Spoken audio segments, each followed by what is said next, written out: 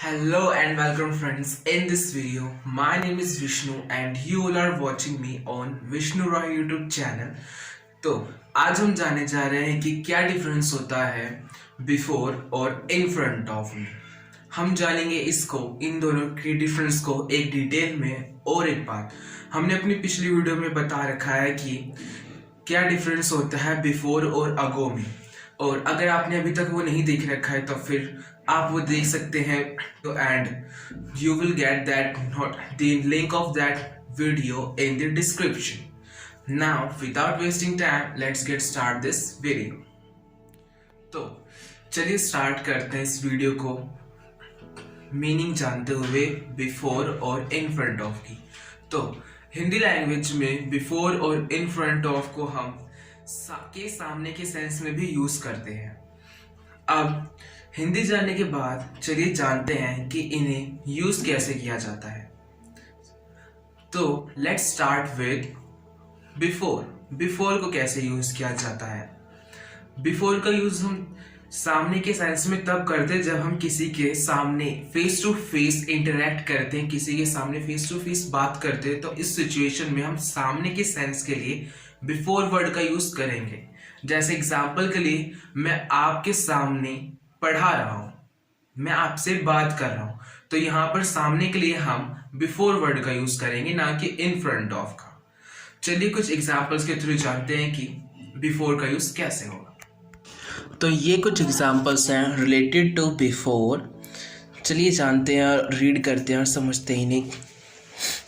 First is he is before me, means वह मेरे सामने है। Second one is I am teaching before you all, मतलब मैं आप सबके सामने पढ़ा रहा हूँ। And third one is I got that lost child, now he is before me, means एक कोई बच्चा था, कोई वो खो गया था, तो फिर इसमें कहा जा रहा है कि मेरे को वो बच्चा मिल गया है, अब वो मेरे सामने है। Now he is before me. तो ये था बिफोर का यूज के सामने के सेंस में कि बिफोर वर्ड को कैसे यूज किया जाता है। अब चलिए जानते हैं कि इन फ्रंट ऑफ वर्ड का यूज कैसे किया जाता है। तो जैसे कि बताया गया कि इन फ्रंट ऑफ वर्ड की मीनिंग भी के सामने होती है, पर इसको हम बिफोर के ही जैसे यूज करते हैं, पर थोड़ा सा डिफरेंस होता है। वो है कि हम इसमें फेस टू फेस किसी से इंटरेक्ट नहीं करते हैं। जैसे कि अगर हम इसे के सामने के सेंस में यूज कर रहे हैं, कोई मेरे सामने है पर वो फेस टू फेस नहीं है, मीन्स वो किसी और साइड फेस, किसी और डायरेक्शन में फेस करके खड़ा है, तब मैं कह सकता हूँ कि वो मेरे सामने है। इस सेंस में हम इन फ्रंट ऑफ वर्ड का यूज करेंगे के सामने के सेंस में, ना कि बिफोर वर्ड का। चलिए कुछ एग्जांपल्स के थ्रू समझते हैं। तो ये कुछ एग्जांपल्स हैं related to in front of. चलिए इन्हें पढ़ते हैं और समझते हैं कि इन फ्रंट ऑफ वर्ड का यूज़ इन सेंटेंसेस में कैसे किया गया है। First is that boy is in front of me, means वह लड़का मेरे सामने है। Next is he is in front of red fort, means वह लाल किले के सामने है, रेड फोर्ट।